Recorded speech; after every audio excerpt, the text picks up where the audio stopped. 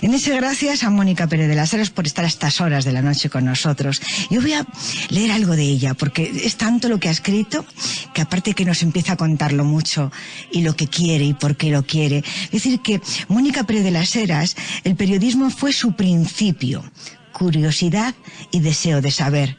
También de ser fuerte y puente entre el conocimiento y el alrededor, con visión en verde, para llamar la atención de un entorno que peligraba de tener color y de ser para todos. Mónica es valiente con las fieras salvajes, en el intento de llevarse bien con la que lleva dentro, y que nadie tenga el poder de robarle la sonrisa, a la vez que se lo propone cada día, lo enseña para que no solo sea su meta. Ha escrito para contagiar su experiencia y que la consigan diferentes oficios, también de los protagonistas negros de la Casa Blanca. Son muchos años logrando con las palabras escritas que tenga sentido el verbo, el sujeto y el predicado.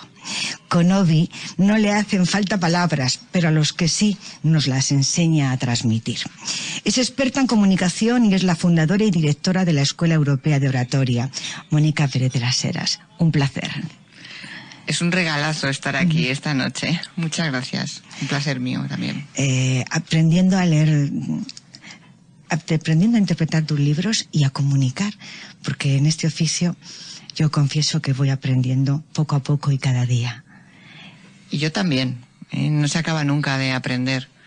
Yo creo que además perdemos cuando no aprendemos. Y yo cada vez que doy un curso, una conferencia, una charla, una presentación, a veces también voy yo también a cursos a aprender, por supuesto, pero con mis alumnos cada día voy aprendiendo.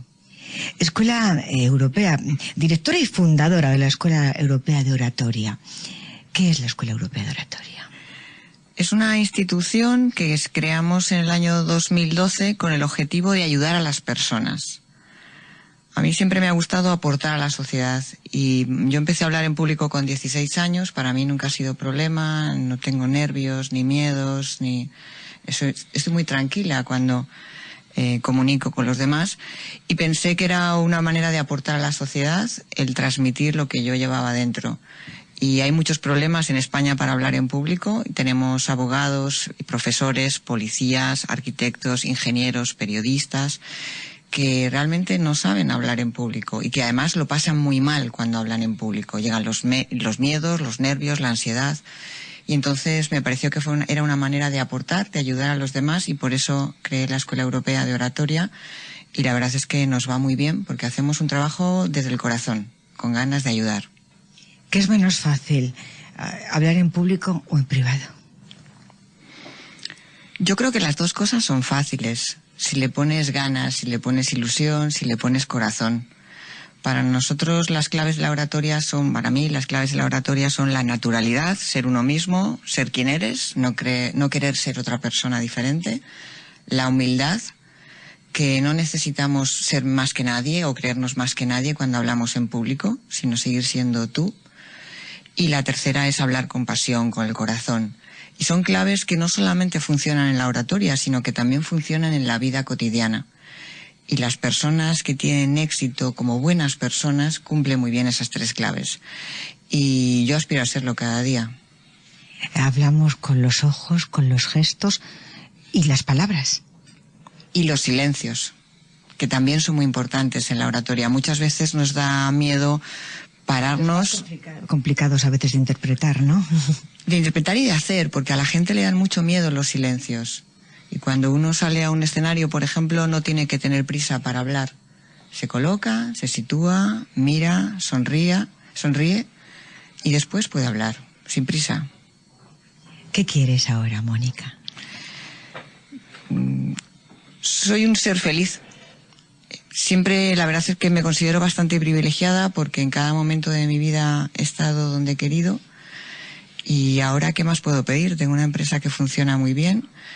Me congratula muchísimo que cada día recibo pues mensajes por LinkedIn o por WhatsApp o por email de personas que me dan las gracias por lo que mis clases o mi formación les ha aportado en su vida, el crecimiento que les ha proporcionado. ¿Y qué más puedo pedir? Me gustaría, por supuesto, tengo un corazón verde, como tú comentabas. Mi corazón es ambientalista y he sido periodista de medio ambiente durante muchos años. Y trato también de ayudar no solamente a las personas, sino que el planeta que tenemos pues siga vivo y no nos lo carguemos, ¿no? Yo tenía un programa de radio que se llamaba Nave Tierra y en él hablaba de medio ambiente en mi etapa de periodista y siempre terminaba el programa diciendo: recordemos que debemos ser tripulantes responsables de la nave Tierra en la que todos viajamos. ¿Se deja de ser periodista? Yo creo que no. Yo doy clase en la Complutense, en la Facultad de Periodismo, en la que fue también mi facultad, y siempre les digo a los alumnos que la profesión de periodista es la mejor del mundo, porque tenemos ocasión de vivir cosas que nunca nadie va a tener la oportunidad, ¿no? De conocer personajes maravillosos, de ir a sitios recónditos que a lo mejor solamente a los periodistas nos dejan visitar. Entonces, a mí me ha permitido conocer a personajes como Mandela, por ejemplo, que fue un lujo, o a la Madre Teresa de Calcuta, por ejemplo, o a Jane Goodall, la primatóloga. Entonces, ¿cómo me voy a olvidar yo del periodismo? Para nada, me parece que es maravilloso. Ahora dicen que la facultad, ese edificio Grace donde estudiamos las dos, es el lugar de los parados, ¿no? El INEN. Cuando algunos profesores que he escuchado en algunas de las clases, porque uno de mis hijos, el más pequeño, ha estado pues por ahí, ¿no? Y le dicen: no, es que esto tenéis que dejarlo porque esto es directamente el billete a ir directamente al INEN. A mí me da mucha rabia porque creo que tenemos la mejor profesión del mundo, pese a lo que pese. Yo suelo decir que dicen que la mejor profesión del mundo es la de cuidar osos panda, que debe ser muy bonita también, la verdad, por las imágenes de vídeos que se ven en YouTube sobre los pandas. Pero la verdad es que la de periodista es un lujo, pero que también hay que trabajarse. Porque muchos alumnos de periodismo terminan la carrera pensando que va a ser muy fácil. Y evidentemente hay que currárselo. Y yo creo que hay que ser proactivo en esta vida en todo. Y si quieres conseguir ser aquello que quieres, cuesta trabajárselo, claro que sí. Y yo fui periodista de medio ambiente cuando nadie en este país hablaba de medio ambiente. Habíamos tenido a Félix Rodríguez de la Fuente, que era el que inculcó la semilla verde en muchas personas, y en mí también lo hizo. Pero yo me hice unas tarjetas al terminar la facultad que decían: Mónica Pérez de las Heras, periodista medioambiental. Y cada vez que le entregaba a alguien la tarjeta me decía: ¿medio qué? ¿Periodista de medio qué? Y tenía que explicarle lo que era, ¿no? Y bueno, pues me lo trabajé para conseguirlo, y la verdad es que hoy en día hay muchos periodistas de medio ambiente en España, y para mí es un orgullo haber podido aportar, tanto desde el ámbito periodístico como desde los gabinetes de comunicación en los que también he trabajado. En este momento, tener esa otra responsabilidad, ¿también te ayuda el bagaje como periodista? Yo tengo la creencia de que todo lo que hacemos en esta vida nos ayuda, y también se lo transmito así a los estudiantes de periodismo, porque a veces despreciamos trabajos porque nos parecen que no son dignos, y yo creo que en esta vida no hay ningún trabajo que no sea digno si lo haces con ganas, ¿no? Y alguien tiene que hacerlo, y si tú lo haces con ilusión lo puedes hacer bien. Entonces creo que todo lo que he hecho en mi vida, por supuesto que me ha ayudado, y el periodismo también. Imposible no ser la persona que soy ahora si no hubiera sido porque he sido periodista. El cambio que ha dado nuestra profesión desde que nosotros estuvimos en la facultad a lo que actualmente, por ejemplo, Laura, que acaba de salir de la universidad, ese cambio donde parece que hemos perdido el sitio, porque, bueno, quizá porque algunos han creído que el periodismo tenía que ver, o era sobre todo espectáculo, por el mundo de los alrededores. Nosotros mismos también quizá nos hayamos dejado quitar la silla, ¿no?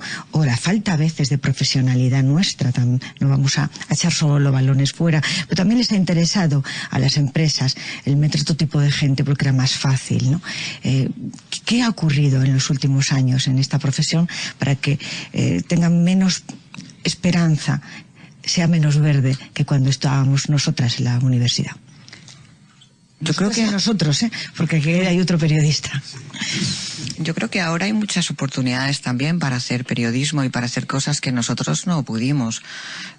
Cuando yo fui a la Complutense no había posibilidad de hacer prácticas, no existía la figura de becario. Yo jamás estuve en un medio de comunicación, ni siquiera teníamos estudios de radio en la facultad que pudiéramos practicar. O sea, salimos de allí sin tener sin tener idea de casi nada, ¿no? En cuanto al periodismo. Entonces ahora hay muchas más oportunidades y cosas que puedes hacer pero hay que buscarse la vida, hay que trabajarlo. En el periodismo hay muchas personas que han entrado sin estudiar esos 5 años de carrera, y resulta que se han convertido en buenos periodistas.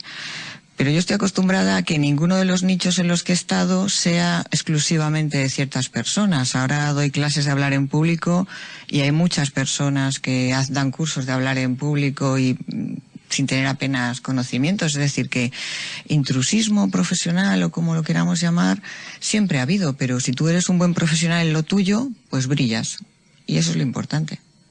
En esto yo creo que personalmente considero que es un oficio de vocación, ¿no? O sea, yo sé que lo tengo en las tripas y que la universidad estuvo bien, pero estaba mejor cuando salía de la universidad, cuando salía de la facultad, iba a Cambio 16, donde profesionales como Juanra o su hermano Alex, otros muchos, me enseñaban simplemente por verles ir deprisa, ¿no? Por sentirles lo que estaban escribiendo, porque yo entré de telefonista. Lo que me enseñó ese coger el teléfono y ese cambio, dígame, fue no menos que lo de la facultad, reconociendo que ahí aprendí a seguir, sobre todo aprendí a querer saber, ¿no?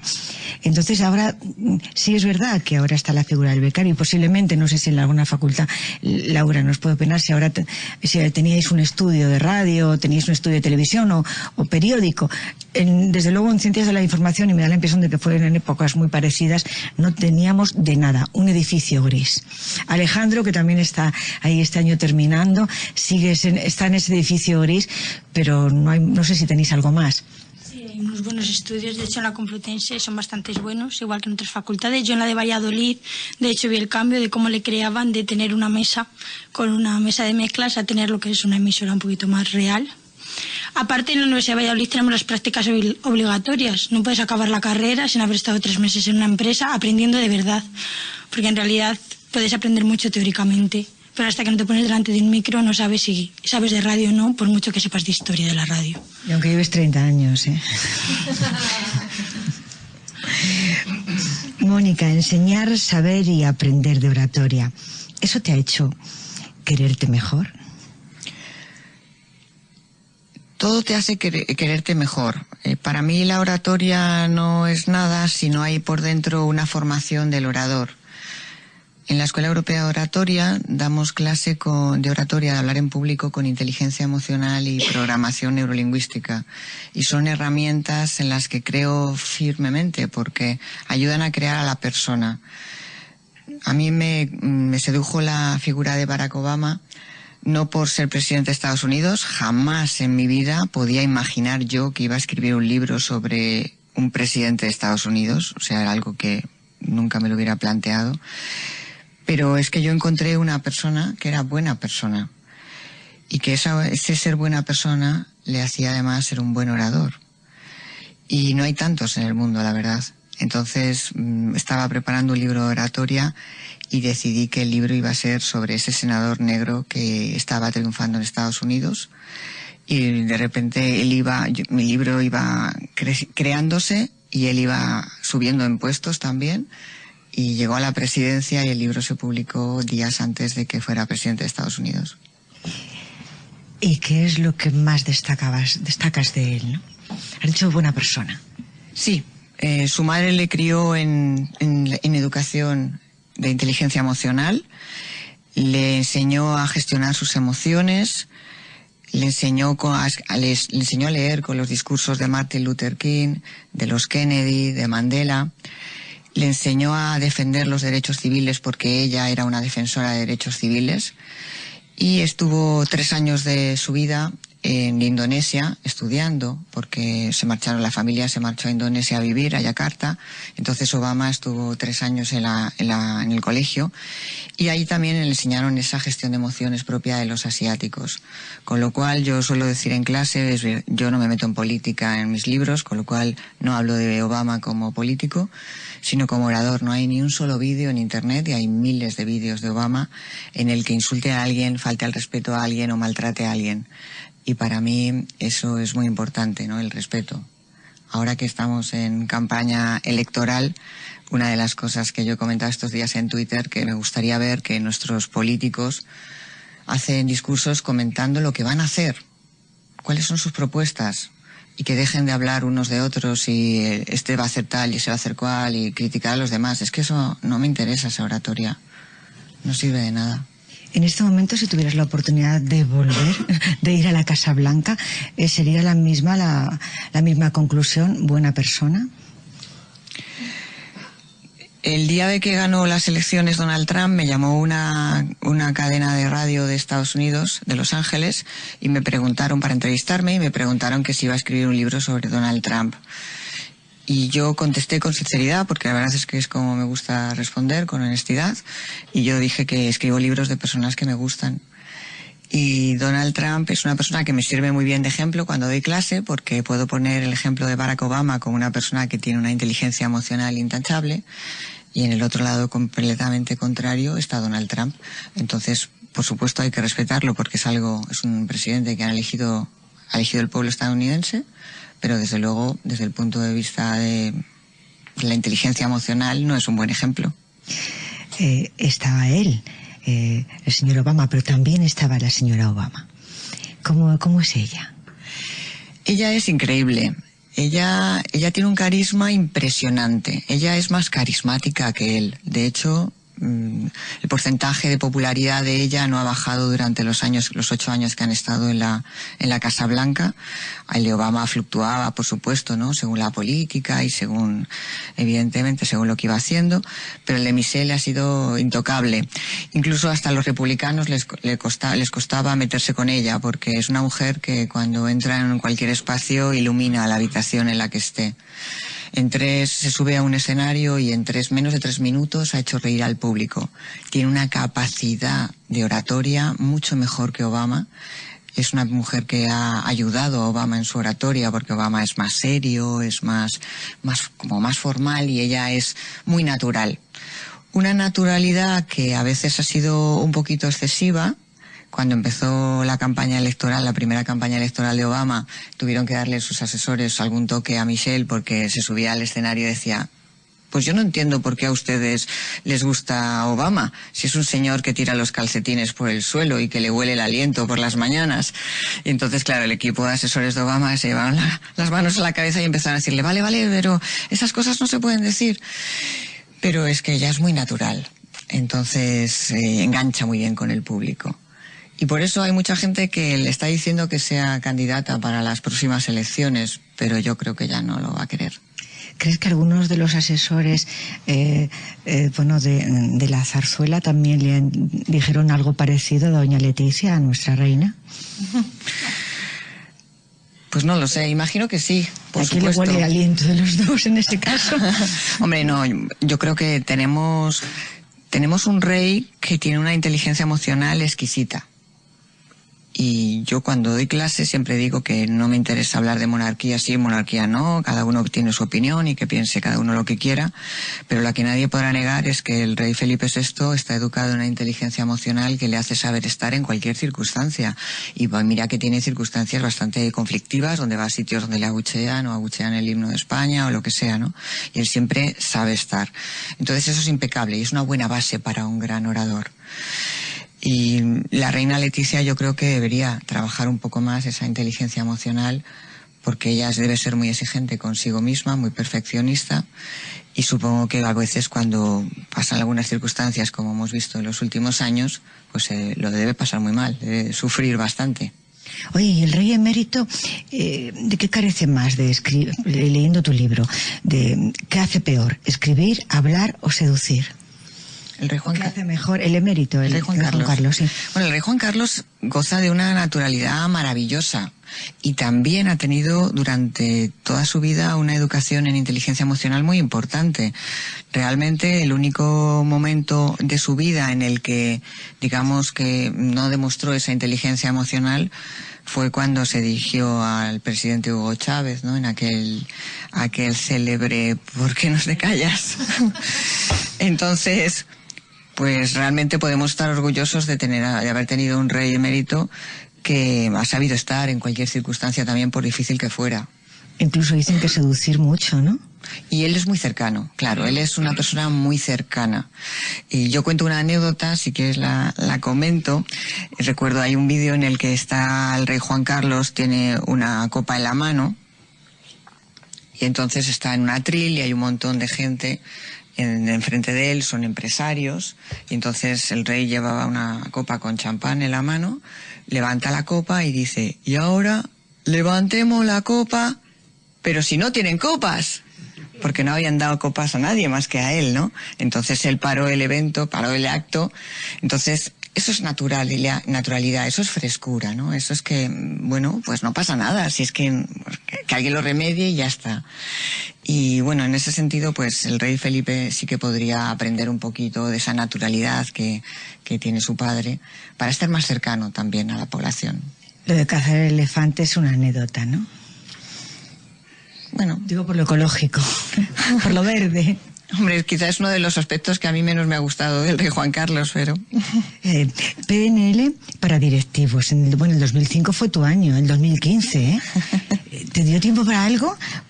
Para maestros y profesores, para periodistas, para escritores de discurso, para profesionales de la salud. ¿Te dio tiempo a algo más? Es que todo... Bueno, ese fue tu año, ¿eh? Bueno, tu año es el que estás. Sí, cada momento, ¿no? Cada momento es mágico y la verdad que me estáis permitiendo aquí ahora mismo también lo es, por supuesto. Para mí escribir es muy fácil. Yo escribo muy rápido. No sé lo que es el síndrome de la hoja en blanco. También es verdad que no escribo novela, que lo que escribo son libros técnicos y nunca ganaré ningún premio de literatura, pero tampoco lo pretendo, ¿no? Lo que quiero es transmitir las cosas que llevo dentro, mis ideas, que le sirvan a la gente, que le apoyen. Entonces, la programación neurolingüística es una buena herramienta para distintos colectivos y decidí que sería una buena cosa. A mí me gusta escribir lo que no está escrito. O sea, ¿para qué voy a escribir libros que ya han escrito otros? Eso no tiene gracia. Me gusta leer los libros que me gusta escribir los libros que me gustaría leer. Entonces no había una serie de libros en los que la PNL se aplicara a distintas profesiones. Y decidí que era una buena manera de acercar también las herramientas de programación neurolingüística a distintos colectivos. Y por eso ese año fue muy dedicado a ese tema. Bueno, como aquí de todos los colectivos es bueno que no sea yo solo la que te pregunte, ¿no? Rafa, empezamos por el periodista. Yo voy a preguntar una cosa que es... Puedes preguntar hasta 2, ¿eh? Y 3. Bueno, sí. Soy Rafa Alba y he oído hablar mucho de inteligencia emocional muchas veces. Realmente no sé lo que es. Es decir, y ya que tenemos a alguien que sabe lo que es, me gustaría que me lo explicaras. Aunque sea una cosa muy básica, es una carencia que yo tengo. Además de la inteligencia intelectual que nos contaron en el colegio, que nos midieron en el colegio y te decían, pues mira, eres normalito y qué le vamos a hacer, o eres superdotado, hace unos cuantos años ya, que Daniel Goleman y otros estudiosos demostraron que había algo más, ¿no? Que había una inteligencia emocional. Y esa inteligencia emocional nos sirve para saber cómo comportarnos en distintas situaciones. Los seres humanos tenemos una serie de emociones que nos vienen de serie y que todos los seres humanos compartimos, que son alegría, tristeza, miedo, enfado, asco y sorpresa. Son 6 emociones que llevamos dentro y que puedes dejar que la vida te lleve y que tus emociones se vuelquen de una manera o de otra, o puedes coger las riendas de tus emociones y decidir tú en qué momento estás alegre o triste o enfadarte, etcétera, etcétera. Y hacerlo además siempre sin dejarte llevar por los extremos. Es decir, que una cosa es el enfado, que es una emoción que es buena para la vida porque nos ayuda a poner límites para que nadie se pase con nosotros, digamos.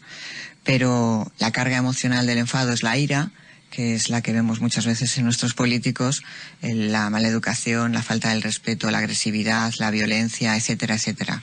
Entonces, cuando uno gestiona bien sus emociones, pues al final el objetivo que consigue es ser más feliz. Porque cuando te vas a la cama y piensas en lo que ha pasado en tu día, pues dices, pues mira, ha habido 3 problemas o 4 dificultades y he sabido subsanarlas sin necesidad de gritar a nadie o faltar al respeto a nadie.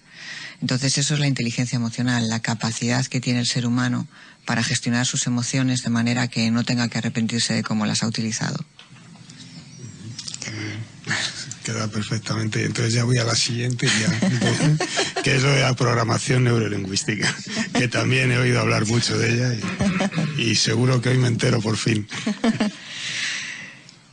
Al igual que la inteligencia emocional, la PNL o programación neurolingüística nos ha llegado de Estados Unidos y es un conjunto de herramientas. Muchas de ellas las utilizamos de manera natural, utilizamos una PNL natural sin saber que la utilizamos, que la empleamos, pero son herramientas muy prácticas para conocernos a nosotros mismos y para conocer a los demás. Entonces, las personas es como si estuviéramos programadas por un software que nos hemos ido creando a lo largo de nuestros primeros años de vida y todo el resto de nuestra vida, y eso nos hace ver la vida de una manera o de otra. Lo primero que te enseña la programación neurolingüística es que cada persona tiene su visión de la vida, su mapa sobre el territorio. Y entonces a veces no comprendemos a los demás porque no sabemos lo que esa persona ha vivido. Entonces todo lo que haces en esta vida te hace ser como eres. Y la PNL te da la posibilidad de conocerte más, de asumirte como eres y también de conocer a los demás. Y eso facilita la comunicación.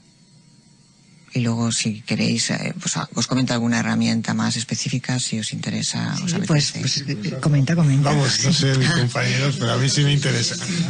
Pues, por ejemplo, una Somos alumnos de primer curso. Hay que decir que hay un catedrático, todos queremos que nos quieran y Juan Antonio López Benedict sabe de lo que está diciendo, ¿no? Está callado. Pero ahora hablará. Ahora nos dirá si está de acuerdo. Ahora. Pero vamos, si no lo sabe tampoco pasa nada, porque el mapa no es el territorio. Bueno, por ejemplo, una herramienta muy, muy sencilla de programación neurolingüística que estamos usando cada día, pero no sabemos que la usamos, se llama calibración y rapport. La calibración y el rapport nos permite acercarnos mejor a la otra persona. ¿Cómo lo hacemos? La calibración significa observación, observar a la otra persona físicamente. ¿Para qué nos sirve la calibración? Para después conseguir adaptarnos al otro.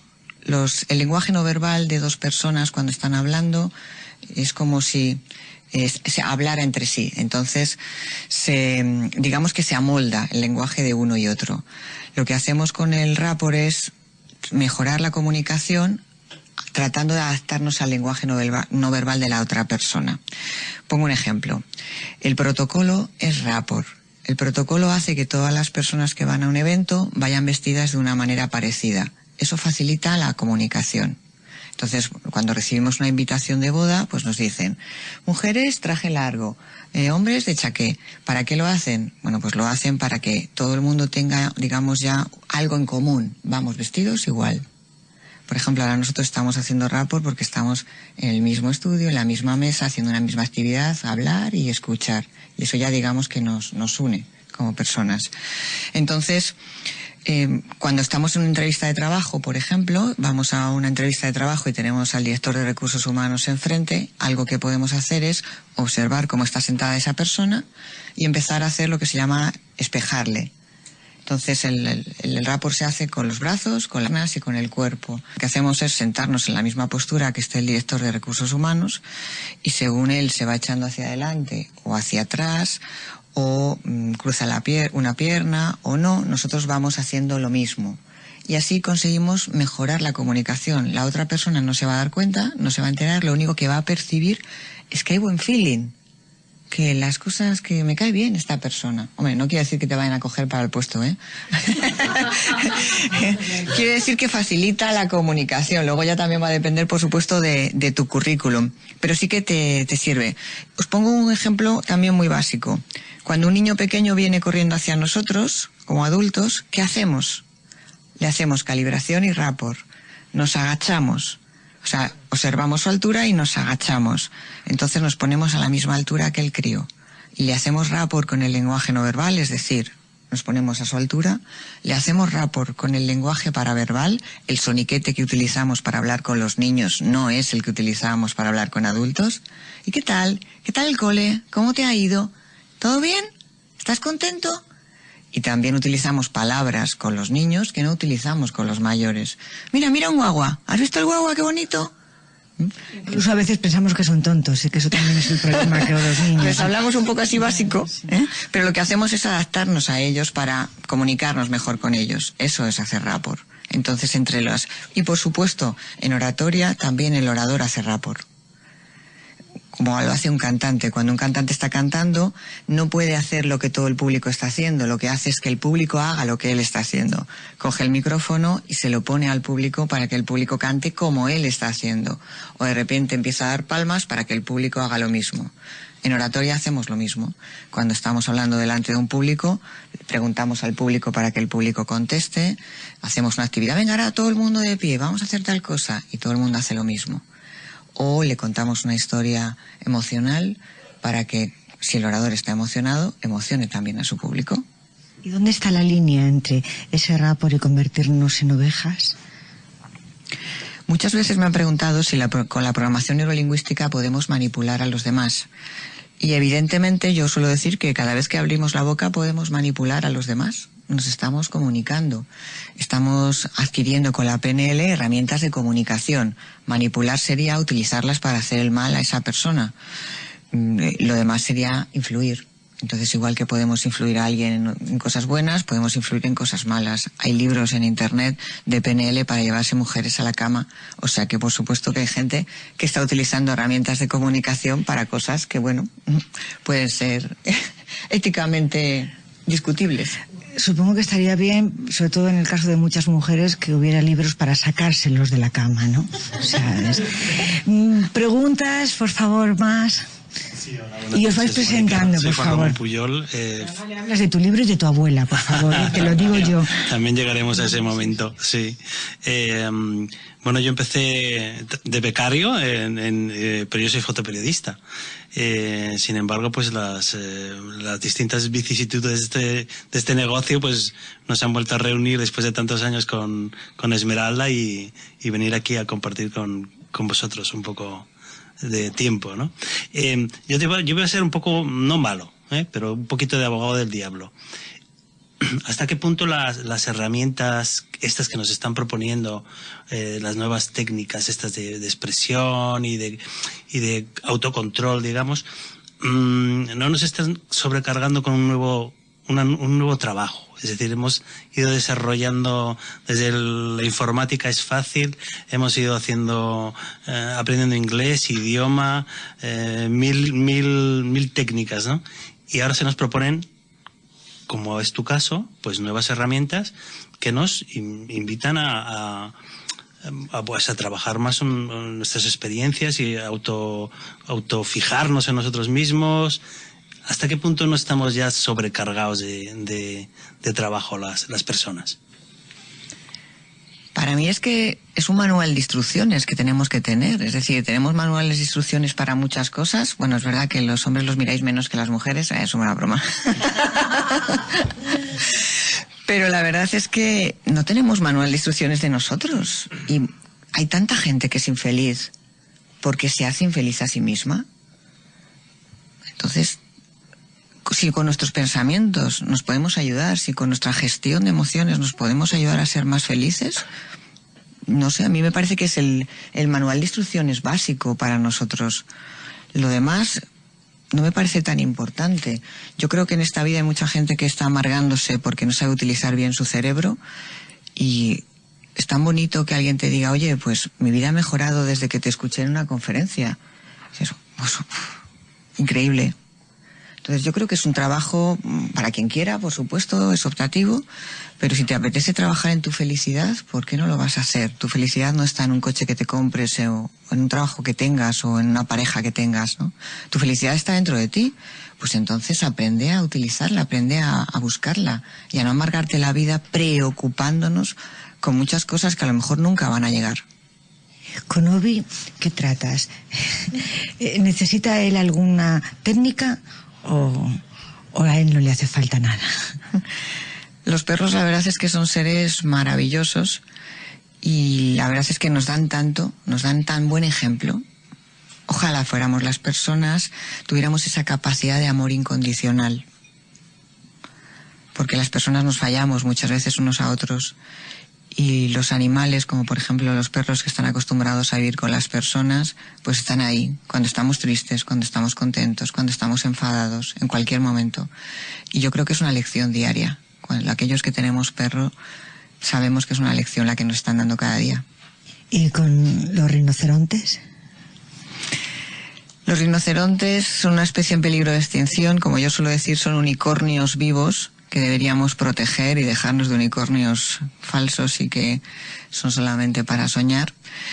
Y es un ejemplo de tantas especies que tenemos en este planeta y que el ser humano está cargándose. Leí una frase en Twitter hace unos días que me encantó, que decía que este mundo no se merece este planeta.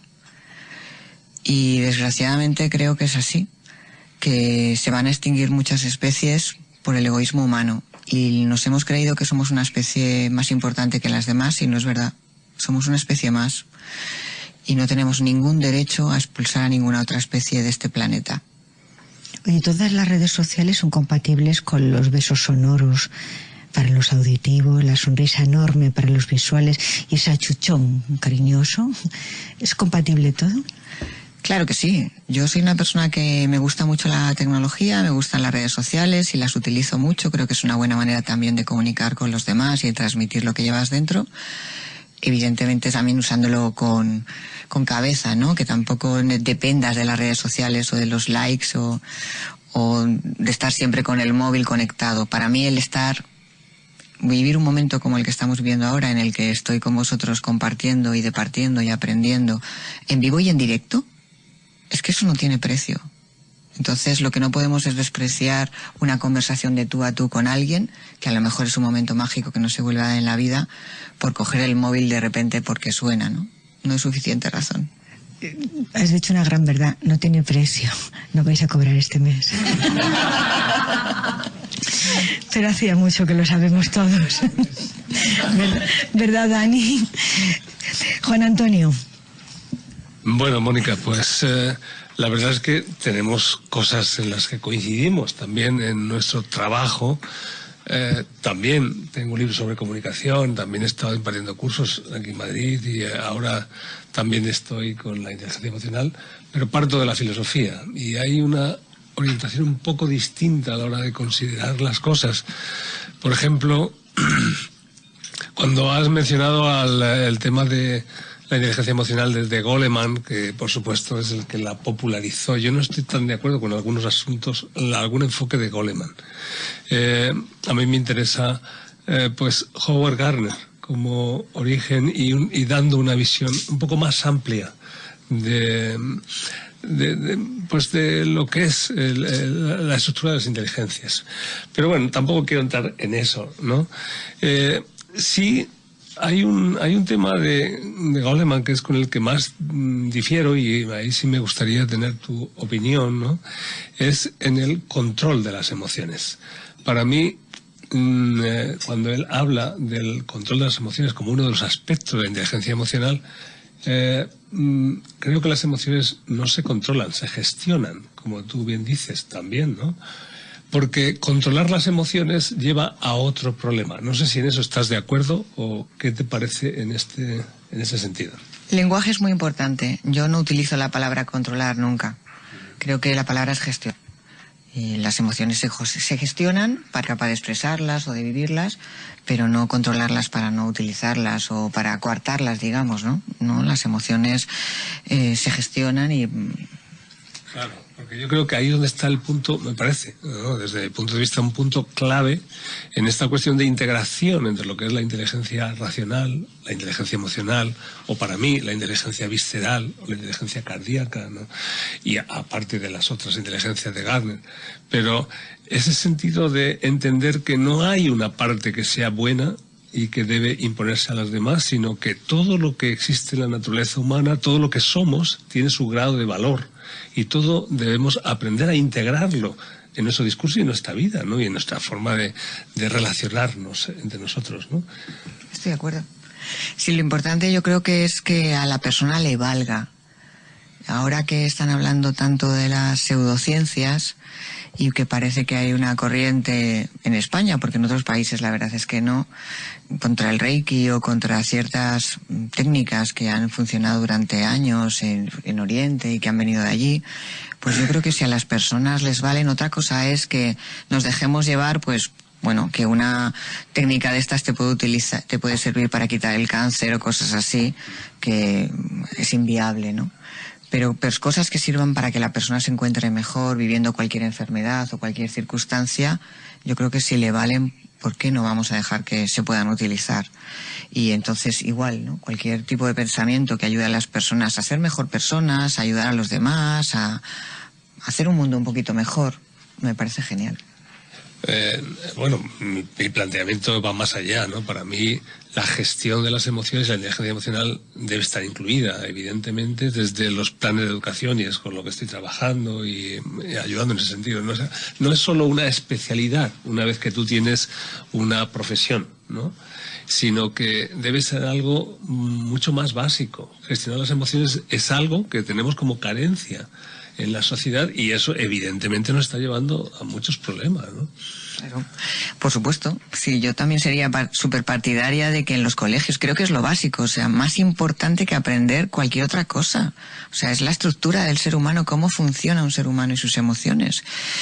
Pero a veces que parece increíble, pero ningún gobierno habla de la inteligencia emocional. Se habla de, bueno, sí, a ver si metemos otros tipos de, pues, vale, la filosofía es estupenda y otras materias son estupendas, pero realmente lo que hace que las personas estén bien con los demás y eso es saber gestionarse por dentro y saber estar a gusto y saber hacer que los demás también estén a gusto.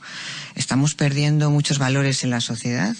Y por supuesto que inculcando desde pequeños a los niños la inteligencia emocional sería maravilloso. Nosotros en la Escuela Europea de Oratoria damos clase de oratoria para niños y para adolescentes. Ahora mismo están las actividades en marcha con inteligencia emocional siempre. Entonces yo creo que la inteligencia emocional es la base para todo, para formar a las personas en valores, en creencias que sean adecuadas, vamos, que sean buenas para la sociedad, para los demás.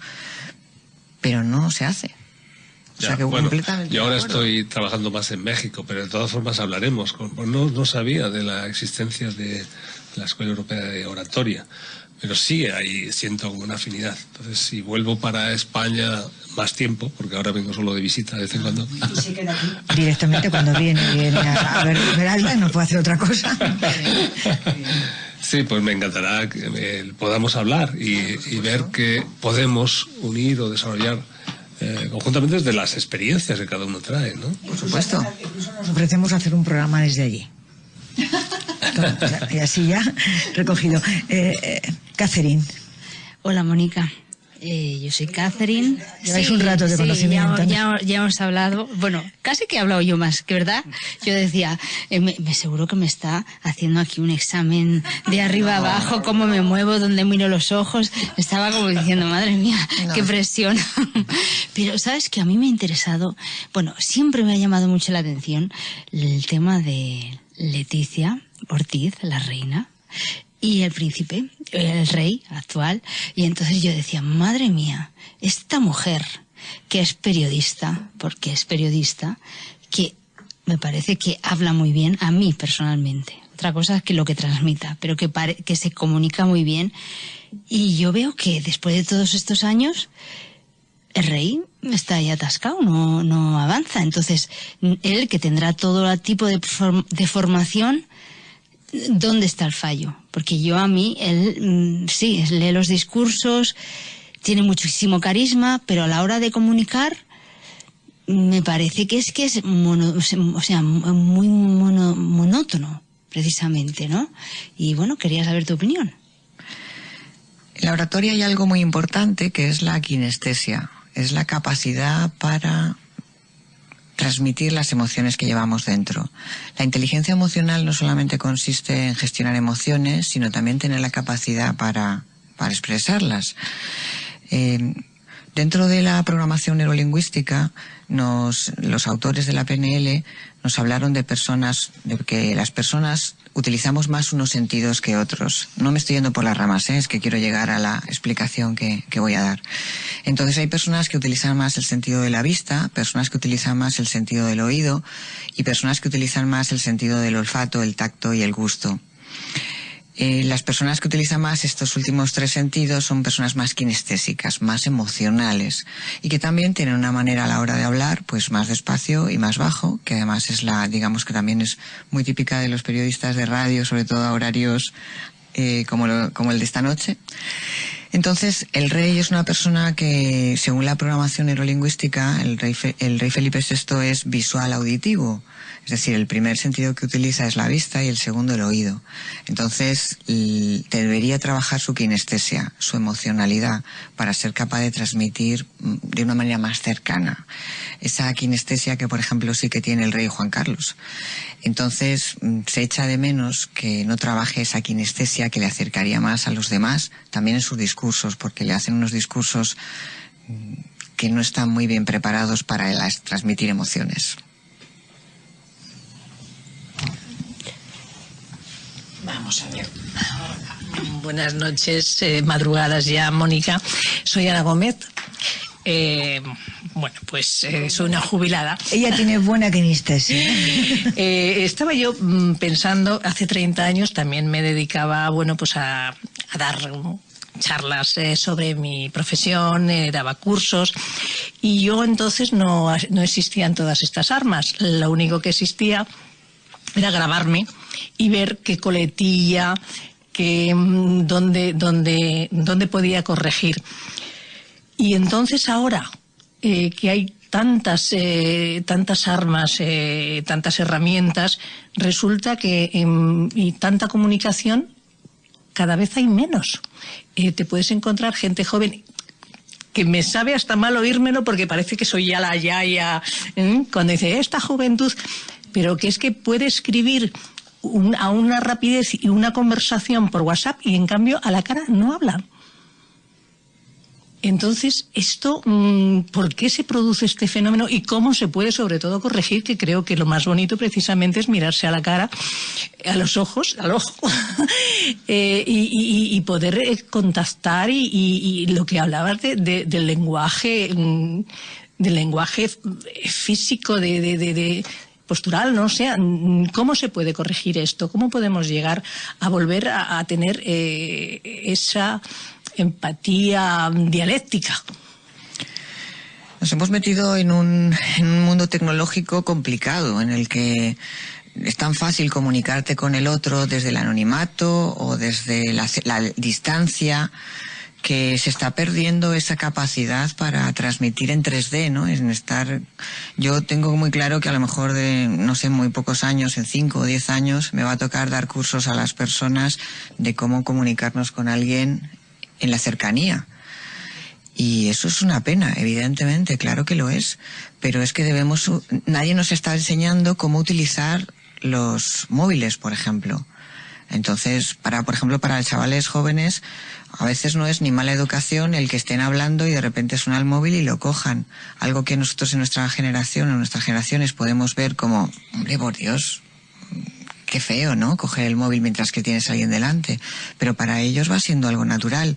Entonces no sé cómo deberíamos hacerlo, pero deberíamos formarnos un poco en seguir pensando que la mejor manera de comunicación, la mejor manera es poder estar a poca distancia, que estires la mano y puedas tocar a la persona que tienes enfrente. Perdón por haberte tocado. Le ha gustado. Dilo. No se puede. O sea que de momento no hay ningún movimiento hacia intentar solucionar este tema, sobre todo por vosotros, los profesionales del tema de la comunicación. Yo creo que tiene que ser una cosa también. A ver, los profesores harán lo que puedan en los colegios, pero que tiene que ser una cosa mucho de los padres. Yo a veces vienen padres y me dicen, ya, es que en mi casa, claro, cada uno cena en su cuarto, con sus medios, con su tablet, con su...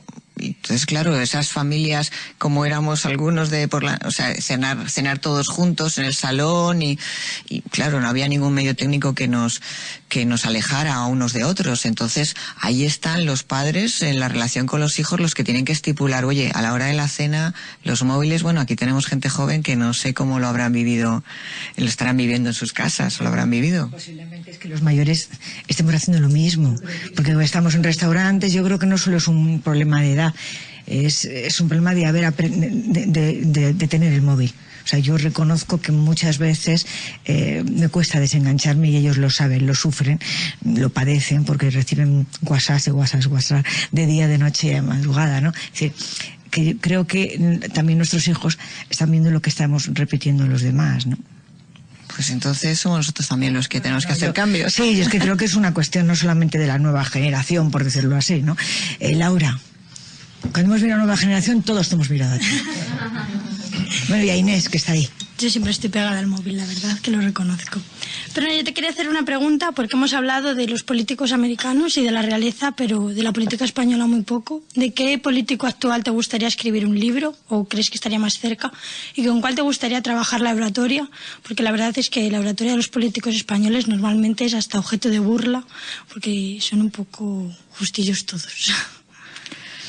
Si me gustara escribir algún libro sobre alguno de los políticos españoles, ya lo habría escrito. O sea, no tengo ningún interés ahora mismo por publicar ningún libro sobre ningún político español. ¿Y a quién me gustaría dar clase? La verdad es que me gustaría dar clase a cualquiera de ellos, porque creo que para mí no hay ningún orador bueno en España, en el mundo de la política actualmente. Principalmente porque lo que tendrían que empezar es a copiar de Obama, por ejemplo, es eso, de piel hacia adentro, esa inteligencia emocional, y cualquiera de ellos se podría ver un poquito beneficiado. Eso sí, si te hacen caso, porque si no... A mí muchas veces los alumnos me hacen esta pregunta, bueno, ¿y los políticos, los líderes políticos, nadie les dice cómo podrían mejorar? Y yo siempre contesto lo mismo. Muchas veces los políticos, cuando llegan a cierto nivel, primero ya se creen que no tienen nada que aprender, y por otro lado se rodean de gente que les dicen que lo hace muy bien para seguir cobrando el sueldo cada mes, y a lo mejor me estoy creando enemigos en las asesorías políticas, pero me da igual, es lo que opino.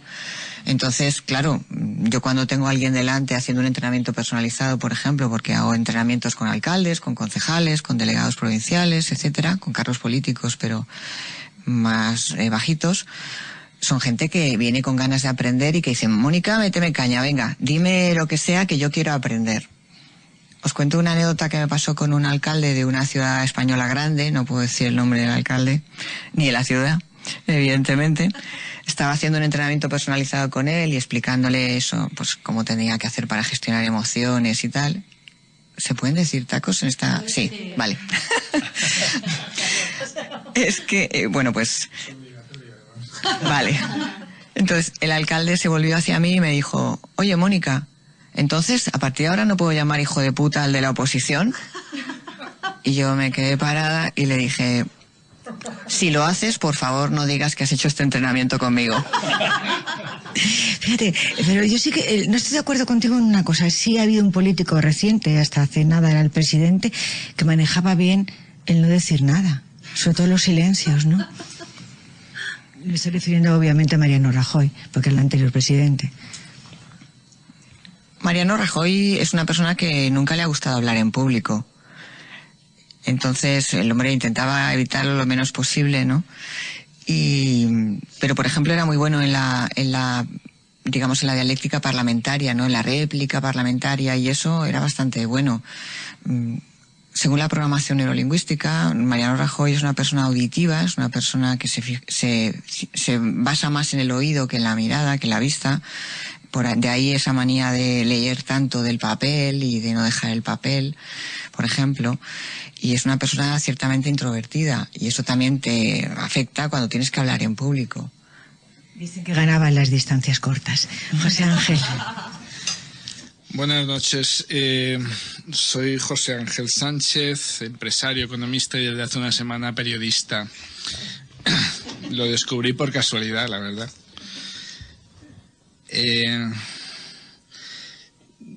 Quería preguntarte, Mónica, si para hablar en público importa el tamaño. Quiero decir, ¿es lo mismo hablar en público para una concurrencia, para un auditorio de pocas personas que para un gran auditorio? ¿Importa el tamaño?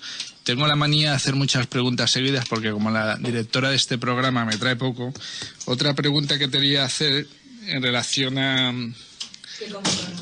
tiene nómina, y entonces eso no entra. A tu faceta Aquí de periodista cuestiones emocionales. medioambiental, es que si existe esperanza para este planeta, o si el hombre tiene tanto poder como para poder cambiar la faz de la Tierra, como se pregona desde el cambio climático, o si simplemente lo podemos llamar evolución. También me gustaría preguntarte, aunque ya lo ha hecho un poco Laura, ¿no? Si tenemos oradores políticos que nos merecemos, o dicho de otra forma, para ti, ¿quién es el mejor orador político que hay, si es que hay alguno? Y también me gustaría conocer alguna anécdota tuya particular, sobre todo si has tenido alguna situación difícil en tu vida, ¿no? A la hora de estar en público y verte en algún aprieto, nos contaras alguna experiencia de ese tipo. Y ahí, las otras 10 preguntas ya me las dejo para luego. El tamaño del público no importa. Lo que pasa es que cada persona tiene su percepción subjetiva de lo que es público. Hay personas que para ellas hablar en público es hablar para uno, aunque si es su jefe, por ejemplo, o 5 personas. Una vez en un curso alguien me dijo, para mí 5.000 personas es hablar en público. Y yo dije, genial, reunimos a 4.999 y no hay ningún problema. Entonces es muy subjetivo. Por ejemplo, a mí que no me importa hablar en público, es decir, que me gusta y disfruto hablando en público, yo pienso que cuanta más gente mejor. A mí me encantaría dar una charla un día en el Santiago Bernabéu, por ejemplo, o en un foro, bueno, por supuesto en la Asamblea de Naciones Unidas también me gustaría. Es decir, que no tiene por qué darte más miedo porque haya más personas. Tú tienes que decir lo mismo, con cariño, con naturalidad, con humildad, con corazón. Hay que tener muy en cuenta que nunca vas a gustar a todo el mundo. Por lo tanto, el miedo escénico entonces no es importante. No tiene por qué. ¿Qué más da? Lo que hay. Imagínate a la gente desnuda. Esto es muy importante. No hace falta. Lo que pasa es que esa afirmación tiene una parte de verdad. No merece la pena, ¿no? No, tiene una parte de verdad. Y es que cuando estás mirando al público para imaginártelo desnudo, dejas de estar pensando en lo nervioso que estás. No es verdad que las personas hagamos 2 cosas a la vez, ni siquiera las mujeres. Entonces, mientras que estamos mirando al público y fijándonos en el público, dejamos de estar pendientes de cómo estamos nosotros por dentro. Entonces, eso nos ayuda a la hora de hablar en público, a cambiar el foco de nosotros al público, que es quien importa cuando hablamos. La segunda pregunta era, ¿a dónde vamos, no, en el planeta? Hay muchas posibilidades. Una es que el planeta reaccione contra nosotros de alguna manera, contra el ser humano, que Gaia se revolucione contra nosotros y haga algo. Otra cosa es que nosotros nos lo carguemos. El cambio climático es un problema muy importante, está afectando a muchas especies y también nos acabará afectando a nosotros. Ninguna especie se ha dedicado a exterminar a las demás especies del planeta. Este planeta ha vivido mucho tiempo sin nosotros y por supuesto que podría vivir mucho tiempo sin nosotros. El problema es que nosotros nos llevemos por delante un montón de especies por nuestro egoísmo o porque solamente nos importa la tecnología. A mí nunca me ha gustado que las películas de Hollywood muestren futuros donde no existe la naturaleza. Mucha nave espacial y mucha tecnología, mucho tal, pero al final no sueles ver elefantes ni jirafas en las películas del futuro. Y eso me preocupa, claro que sí. La tercera, en cuanto a un orador político español que me guste, pues la verdad es que no hay ninguno. Hay personas que tienen algún elemento, El presidente de Cantabria, Miguel Ángel Revilla, me hace mucha gracia porque tiene una naturalidad tremenda. Conozco mucho a su equipo y me suelen decir, bueno, es que cada vez que habla da titulares, ¿no? Entonces, esa naturalidad y esa frescura con la que habla es muy agradecer. Y luego hay otros pues que tienen buena postura, o tienen bien la mirada, o tienen bien la sonrisa, pero ahora mismo como un orador completo en España para destacar, yo creo que no hay ninguno. El problema de Revilla, y en eso no estoy de acuerdo, es que sí es espontáneo, ¿no? Pero cuando están las cámaras encendidas más, cuando se acaba la escena que tiene que llevar a cabo, no tanto. Y te digo porque me ha pasado en 2 ocasiones. Una en televisión, él estaba encantado con una familia con un problema tremendo, con un niño con una minusvalía babeando y no sé qué. Entonces estaba ahí, mientras que estaba el piloto verde haciendo maravillas con él, piloto rojo, y se acabó. Y el niño siguió y le dijo, ya, vamos, estoy acabado, ¿eh? Pero además que literalmente yo estaba muy cerca. Y me ocurrió lo mismo también con él, 6 meses más tarde, en un acto también similar, en Asturias, donde se estaba haciendo un homenaje a Tino Casal. Y estuvo estupendo los 5 minutos que él estaba hablando de lo que a él le interesaba, su mensaje. Terminó su mensaje y no tuvo ningún respeto para los que estaban después y los que tenían que venir antes, ¿no? Y me encantaría que me escuchara y que se enterase de esta opinión. Es decir, que quizá también hay veces que las mismas personas pueden variar, ¿no? Y que tú tengas razón, pero mi experiencia fue esa, ¿no? Hablando como orador. Claro. Yo no conozco a Miguel Ángel Revilla como persona. Entonces no le conozco cuando no están los focos encima, ¿no? Está hablando como orador, que cuando le hacen una pregunta en televisión o lo que sea, o en un medio, pues contesta con naturalidad y contesta lo que le surge y eso, ¿no? En ese sentido. Y la última era, experiencias, me ha pasado de todo. Y lo bueno es que siempre te pueden pasar cosas nuevas y distintas que no habías imaginado. O sea, me han pasado desde que un participante de un curso le dio un ataque de epilepsia y de repente pasamos de un curso de oratoria a estar todos resolviendo una situación de emergencia, que venga una ambulancia, se lo lleve, tal, o sea, tremendo, a cosas más bochornosas como llevar el pasador de diapositivas. No lo suelo llevar mucho rato en la mano porque me gusta llevar las manos vacías y abiertas cuando hablo en público, metérmelo en el bolsillo, ir en el descanso al cuarto de baño y que nada más bajarme los pantalones, y entonces tener que continuar la segunda parte del curso dándole a la tecla al ordenador y pensando, esperemos que nadie me pregunte qué es lo que ha pasado con el pasador de diapositivas. Entonces pasan muchas cosas, pero lo bueno es que de todo te ríes. También me he caído en un escenario, claro, por supuesto. Entonces, pero cuando te demuestras que eres humano y que por supuesto fallas y te equivocas y cometes errores, etcétera, etcétera, a mí es que ya no me preocupa lo que me pase hablando en público, porque de todo voy a saber salir con una sonrisa y riéndome de mí, que es una de las cosas que nos falla al hablar en público. Los españoles tenemos mucho sentido del ridículo y muy poco sentido del humor, como capacidad para reírnos de nosotros. Entonces, a ver si la gente se va a reír de mí. De mí no se ríe nadie. Porque cuando el público se ríe de mí, yo me río con el público. Y digo, vaya torpeza que tengo hoy encima, cómo estoy, mejor que no hubiera venido o lo que sea, ¿no? Y entonces, pues todos los días te pasan cosas en las que luego las utilizas. Yo siempre digo que cualquier situación negativa, con el tiempo se convierte en una anécdota para contar. Oye, ¿con quién hay que hacer más esfuerzo? ¿Con los abogados?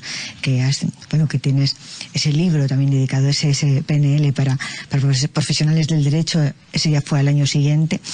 O volvemos a los políticos del 2015. ¿Hubo alguno que te contestó, que te supo responder o no? Porque, hiciste ese PNL para los políticos, ¿no? Yo creo que el principal problema de los políticos es creerse que no deben aprender, que ya lo saben todo porque han llegado ahí, ¿no? Porque ya eres líder de tu partido y entonces ya vas de sobrado por la vida, ¿no? Y entonces les falta humildad para decir, oye, yo tengo que seguir aprendiendo. Y quizá no están entre mis amigos los mejores especialistas en el tema.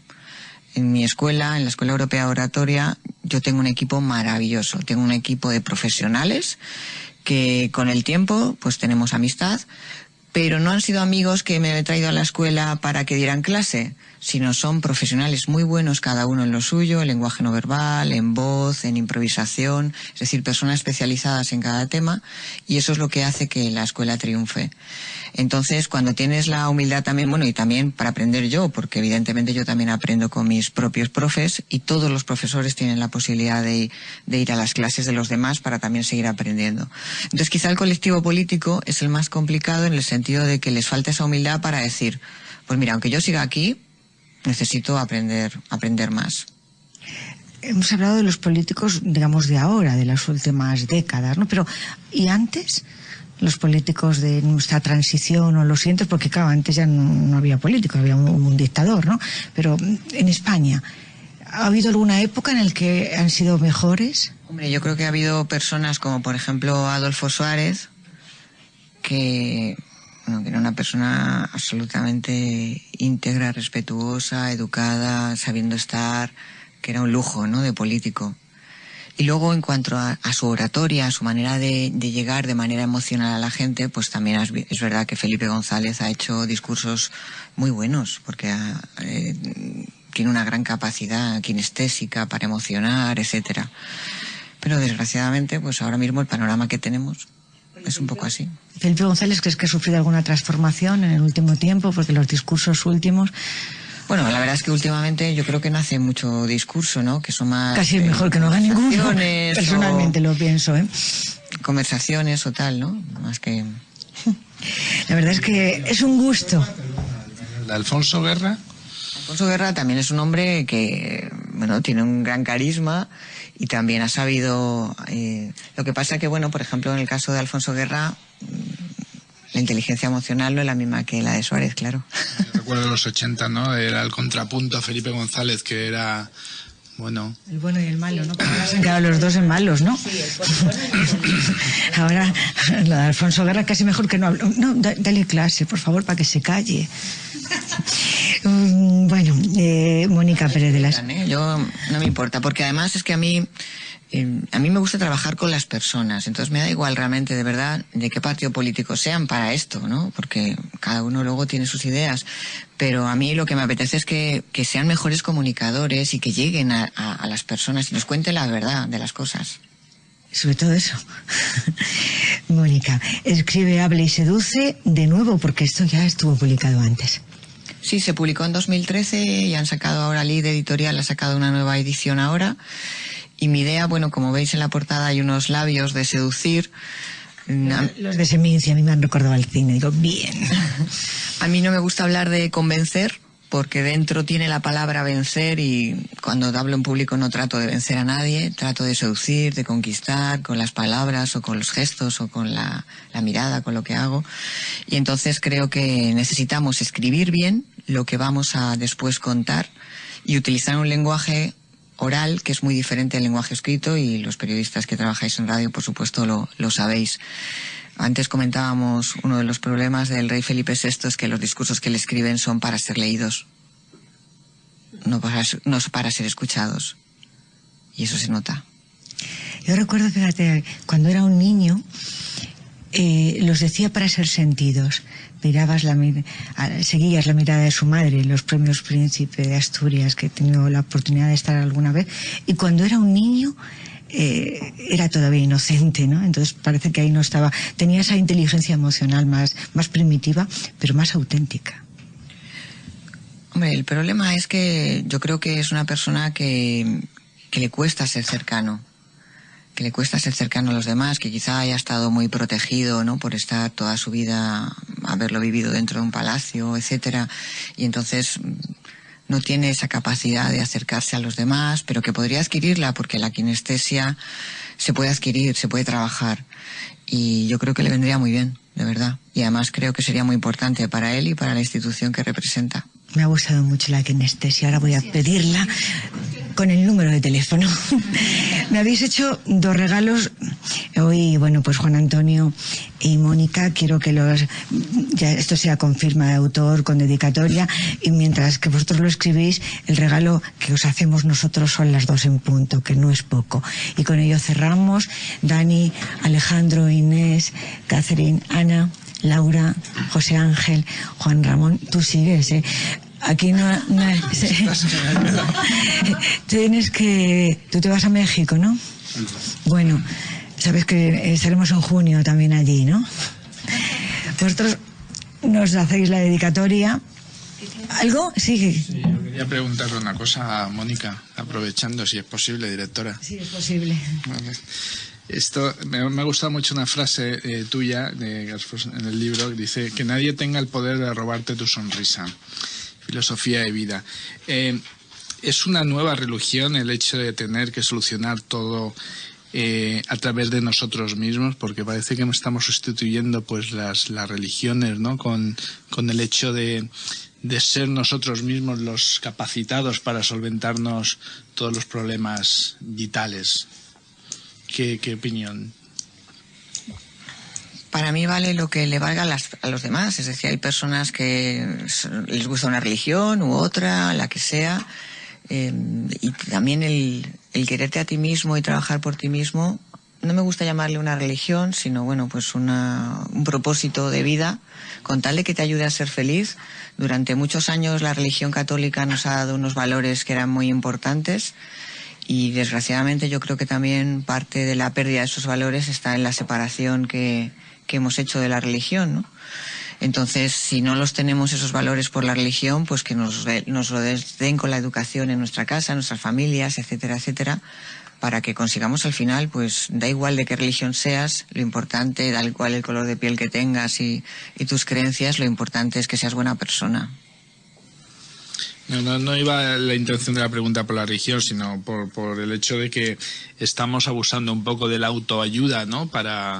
En diferentes facetas de nuestra vida para poder solventar todos los problemas, y todos desde el punto de vista de la persona que es capaz de, ¿no? Parece que esto es una nueva revolución. Hay muchos oradores, hay muchas disciplinas, ¿no? Que se ponen encima de la mesa últimamente. Este era el sentido de la pregunta, más que el sentido religioso. Entre todo lo que hay mucho charlatán también, claro. Están los coaches que apoyan a las personas, los psicólogos, por supuesto, los psiquiatras que también ayudan, pero muchas veces la ayuda está dentro de nosotros y no somos los que tenemos que buscarla. Entonces, lo que le valga a cada persona yo creo que es lo importante. Muchísimas gracias. La próxima semana más, pero ahora nuestro regalo, aparte de estos labios, esta barra de labios, que tiene para que puedas pintar o dibujar el siguiente libro, bueno, esto tiene algo más, porque esto es de la Fundación Sandra Ibarra, nos lo han regalado en el hotel para todas y para todos. Muchísimas gracias, Mónica. Gracias a vosotros, ha sido un placer, de verdad. Gracias.